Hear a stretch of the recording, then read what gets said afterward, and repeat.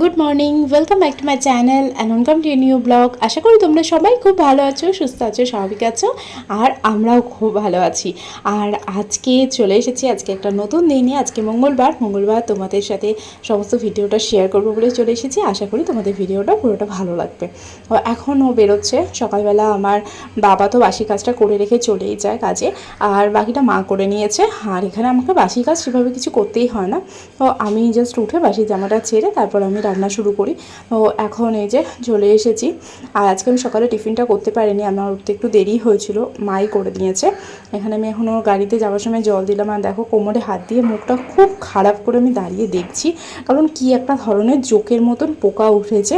আর তোমার দেখলে মনে হবে পুরো আলুর খোসার মতন, ঠিক আছে, অথচ জোকের মতন ওইভাবেই চলে, কিন্তু আলুর খোসা যেরকম হয় তবে মানে এক চান্সে মনে হবে আলুর খোসা, সেটাকে ধরে হয়তো ফেলতে যাবে, কিন্তু ভীষণ আঠালো চিটচিটে একটা কীরকম বিচ্ছিরি জিনিস, সেটা চারিদিকে ঘুরে বেড়াচ্ছে। ব্লিচিং পাউডার দেওয়ার কথা হচ্ছে, কিন্তু তাও যেন ওটা যাচ্ছে না। একবার তো লাড্ডু ওটাকে নাকি হাতে ধরে নিয়ে ওর মায়ের কাছে সোজা চলে গেছে, ওর একটুও ভয় নেই, ওরকম একটা চিটচিটে আঠালো জিনিস দেখেও ওর ভয় পায়নি। যাই হোক, তো সেটাকেও পা দিয়ে এরকম মেরে দিল। আর আমার তো দেখেই কীরকম লাগে, আমি দেখে ওইসব মারতেও পারি না, সোজা ওই মা বাবা বা কেউ একজন থাকলে তাকে ডেকে আনে। তো ওইটাই হয়েছে। আর এই সারা বর্ষাকাল জুড়ে আমি মানে আমার চোখেই এই যত রাজ্যের সমস্ত এই সমাজসেবী প্রাণীগুলোকে চোখে পড়ে, কখনো শুঁয়োপোকা, কখনো কেল্লাই, এই সমস্ত কিছু। যেহেতু গাছপালা অনেক বেশি, তাই এগুলো তো একটু মেনে চলতেই হবে যে এগুলোকে আমি দেখতে পাবো। আর এই বর্ষাকালে 4-5 মাস তো মানে সাংঘাতিক, কী বলবো আর তোমাদের সাথে। তো যাই হোক, এখনও চলে যাচ্ছে। ও চলে গেলে আমি রান্নাটা ভাবছি শুরু করে দেবো। আমি আর মা এখানটা দাঁড়িয়েছিলাম। আর লাড্ডু অনেক সময় এখানে আসে, যে যখনই দেখে যে কাকার বাইক স্টার্ট দেওয়া হয়েছে, ওকে একটু ছেড়ে দেওয়াই হয়, ও আসে। এখনও মনে হয় অনেক সময় ঘুম থেকে ওঠে না, তাই আসতেও দেরি হয়। তো আজকে তোমাদের সাথে জানো তো একটা ভিডিও শেয়ার করব। তো আশা করি ভিডিওটা পোস্ট হয়ে গেছে, আর তোমরা সবাই দেখেছো এই ফুলের মালাটা। তো আজকে আমি ঘুম থেকে উঠেই দেখলাম প্রচুর ফুল হয়েছে। আর আমি যেহেতু মালা গাঁথতে ভালোবাসি, তাই মা কী করে ফুলগুলো পেরেই আনে। আমাদের কাছে তো সাদা টগর হয়, তার সাথে সাথে মিষ্টি কাকির গাছে হয়, বম্মাদের গাছে হয়, বম্মাদের গাছে প্রচুর হয়, আর সেখান থেকেও পেরে আনে। তো যাই হোক, এখন এই যে চলে যাচ্ছে ও। আর সেজদা কাকির গাছেও টগর হয়, কিন্তু গাছের টগরগুলো খুব ছোট ছোট, বিভিন্ন সাইজের তো গাছের টগর হয়। তো ওই ছোটো ছোটো দিয়ে করতে গেলে মালাটা খুব ছোটো ছোটো লাগে, আর অনেকটা সময় লাগে, তাই আমি ওই বোম্বাতের গাছে টগর দিয়েই বেশি করতে পছন্দ করি।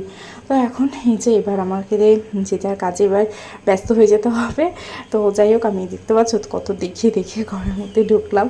ও এখন চলে এসেছি, এখন চটপট করে আলুটা কেটে নিই। আর আমি এখন থেকে ভাবছি এইভাবে সবজি যে সমস্ত খোসাগুলো হয় সেগুলো ছাড়াবো, জানো তো, কারণ এইভাবে ছাড়িয়ে রাখলে না আর আলাদা করে তুলতে হয় না, আর অতটা নোংরাও হয় না। তো এখানে একটা চুপড়ি নিয়ে নিয়েছি, আর তারপরে লাস্টে চুপড়ি থেকে প্লাস্টিকের মধ্যে নিয়ে ওটা ফেলে দেবো। তো আজকে দেখা যাক কী কী রান্না হোক। আর এখানে তো আজকে মঙ্গলবার, নিরামিষ তো হবেই। তো সেই কারণে এখানে পটল, তার সাথে আমড়া নিয়েছি। আম আছে, কিন্তু আম দিয়ে চাটনি করার ইচ্ছা আছে, তো দেখা যাক। আর এখানে সেই কারণে আমড়া দিয়ে আজকে টক ডালটা হবে। তো পটলের খোসাগুলো আগে ছাড়িয়ে নিয়েছিলাম, পিছনে বোটাগুলো ছাড়ানো হয়নি, কারণ আগে ছাড়াচ্ছিলাম সেহেতু ওই কাজটাই আগে চটপট করে নিচ্ছিলাম। আর পটলটা ভাজা খেতে খুব ভালোবাসলো, পটলের তরকারিটা আমার একেবারেই ভালো লাগে না। তো সেই কারণে এখানে উপায় কি, সেই হিসাবে সোয়াবিনটা এর মধ্যে অ্যাড করে দিই। তো সোয়াবিন আলুটা আমি খেয়ে নিই, আর সবাই খায় সোয়াবিন আলুটা, কিন্তু পটলটা আমি খাই না, এই যা। আর আজকে ভাবছি অনেক দিন পর একটু ওটসের খিচুড়ি খাবো, রোজ দই খই খেয়ে খেয়ে না একরকম হয়ে গেছে। তো সেই কারণে ভাবলাম আজকে একটু ওটসের খিচুড়ি করি। তো সেই কারণে আলুটা একদম ছোট্ট ছোট্ট করে কেটে নিচ্ছি। আর এখানে থাকলে তো মোটামুটি মা তো সেলাইয়ের কাছে ব্যস্তই থাকে, মা যদি সেলাই না থাকে তখন মাই রান্না করে। আর বাড়িতে থাকলে তো আমার রীতিমতন শুয়ে বসে এইভাবেই সময় কাটে, কখন মানে মা প্রত্যেকটা রান্নাই সব মুখের কাছে চলে আসে, তারপরে আমি খাই। তো যাই হোক, বিয়ের পর প্রত্যেকটা মেয়েদেরই লাইফ চেঞ্জ হয়, ছেলেদেরও অনেক হয় অবশ্যই, কিন্তু মেয়েদের একটু বেশি সেটা চোখে পড়ে। তো সেগুলোকে অ্যাকসেপ্ট করতেই হবে, কিছু করার নেই। যতই শরীর খারাপ থাকুক বা যাই হোক না কেন, সেটা হয়তো আমার শাশুড়িও করেছে, আমার মাও করেছে, তাই আমার ক্ষেত্রেও সেটাই বা মানে অন্যরকম হয় কী করে। হ্যাঁ, তবে ওরা আমাদের থেকে অনেক বেশি করেছে, এটা মানতেই হবে। আমরা সেই তুলনায় অনেক বেশি রিল্যাক্স আছি। আমার শরীর খারাপ থাকলে আমি মোটামুটি 9:30 10টা এরকমও হয় আমি ঘুম থেকে উঠি। আর বেশ 3-4 দিন ধরে এই শরীর খারাপটা ছিল, সেই কারণেই সেই এক্সপিরিয়েন্সটা হয়েছে বলেই বলছি। যখনই আমার শরীর খারাপ হয় আমি ওরকম বেলাতেই উঠি, ও বেরিয়ে যায়, মা ওর জন্য রান্না করে, বা ও বেরিয়ে গেলে আমি হয়তো খুব একটু শরীর খারাপটা ঠিক হলে হয়তো ঘরটা মুছে দিলাম, বাকিটা মা রান্না করে নিল। তো যাই হোক, আর এইভাবেই চলতে হবে আর কি, সেটাকে মেনে নিয়েই আরও পরে হয়তো আরও এই এত যে এইভাবে রিল্যাক্সে রয়েছি সেটাও হয়তো থাকতে পারবো না। যত সময় যাবে, যত আরও বড় হব, তত আরও দায়িত্ব বাড়বে, চাপ বাড়বে, তখন হয়তো এই সময়টাও যাই হোক পেরিয়ে যাবে। তো যাই হোক, এখন এই যে দেখো আমি এদিকে একদিকে ডাল বসিয়ে দিলাম আমড়া দিয়ে। আর এখানে আমি খুব সিম্পল প্রসেসেই করি, খিচুড়ি বলতে পারো, ডাল না দিয়েই আমি এটাকে খিচুড়ি বলি, যেহেতু জল দিয়ে এটাকে ফুটিয়ে দিই। জাস্ট ওই আলু আর গাজর বা আরও যদি সবজি থাকে সব সবজিগুলোকে একসাথে একটু জল দিয়ে, একটু হালকা তেল দিয়ে আমি তার মধ্যে অনেক সময় আদাটাকে ঘষে দিই, জিরে আদা ঘষে দিই, আর অনেক সময় জাস্ট জল দিয়ে ওটাকে সিদ্ধ করি, আর ওর মধ্যে নুন আর হলুদ দিয়ে দিই, আর তারপরেই ওর মধ্যে খিচুড়িটা দিয়ে দিই। তো আজকে ভাবছি আজকের পর থেকে না এই চাদরটার উপরে পাতবো না, খুব একটা ভালো লাগে না। ওপর থেকে যদি একটা পরিষ্কার পরিচ্ছন্ন বা একটা বেশ চকচকে জিনিস থাকে, নিজের মনটাও দেখলাম দেখতে ভালো লাগে। যেহেতু এই কদিন শরীরটা খারাপ ছিল, তাই যেন আরও যেন কীরকম বিচ্ছিরি লাগছিল, তো সেই কারণে ভাবলাম যে না থাক, চাদরটা আজকের পর থেকে আর পাতবো না, এবার থেকে নীলটাই ওপরে দেবো আর ভালো চাদরটা নিচে দেবো। তবে এরা ভালো হলেও খুব একটা ভালো নয়, বেশ প্যাকিংটা এত সুন্দর করে করা ছিল, তোমাদের দেখলে মনে হবে যে চাদরটা যেন একদম বিশাল ব্যাপার, অনেক কিছু, কিন্তু আদতে কিছুই নয়। এত রকম প্যাকিং তো কেটে দেয় না, এর থেকে আমার মনে হয় এমনি যে চাদরগুলো আলাদা করে যেগুলো দেখে কিনতে পারবো সেগুলো নেওয়াই ভালো।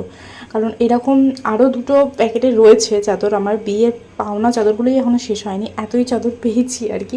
মায়ের ঘরেও একটা করে পাতা হয়, আমার ঘরেও একটা করে পাতা হয়, তাতেও শেষ হয় না।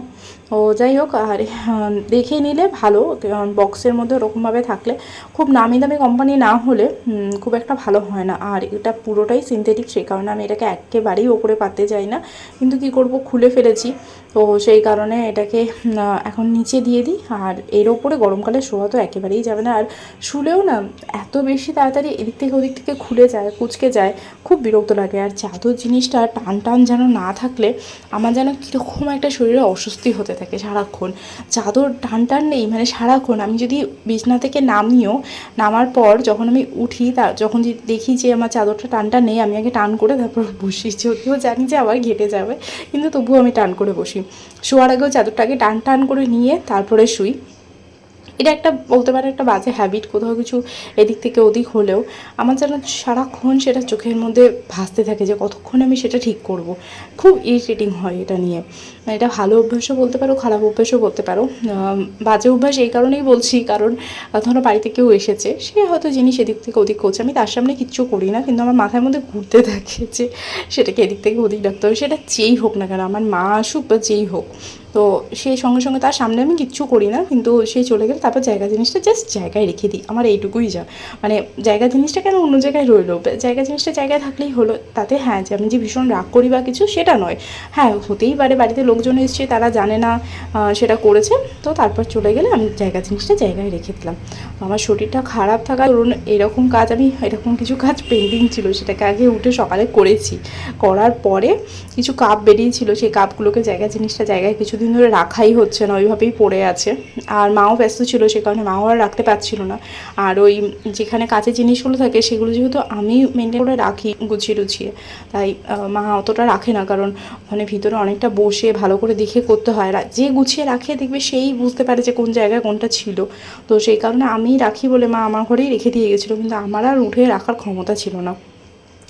শরীরটা খুবই খারাপ করেছিল, তোমাদেরকে বারবার একই কথাই বলছি, কারণ সত্যিই খারাপ করেছিল, এবং এতটাই জ্বর, আমার এতটাই গা হাত পা ব্যথা, এরকম জ্বরের সময় জ্বর হওয়ার সাথে সাথে প্রচণ্ড পরিমাণে গলাটা ব্যথা, তার সাথে যে কোনো সর্দি নেই বা কিছু নেই, তার সাথে মাথা যন্ত্রণা মাঝে মধ্যে, আর শরীর এত দুর্বল করে দিয়েছে, মুখটা এত বিচ্ছিরি হয়েছিল যে আমি কিছু খেতেই পাচ্ছিলাম না। তো আজ থেকে একটু একটু ভালো আছি।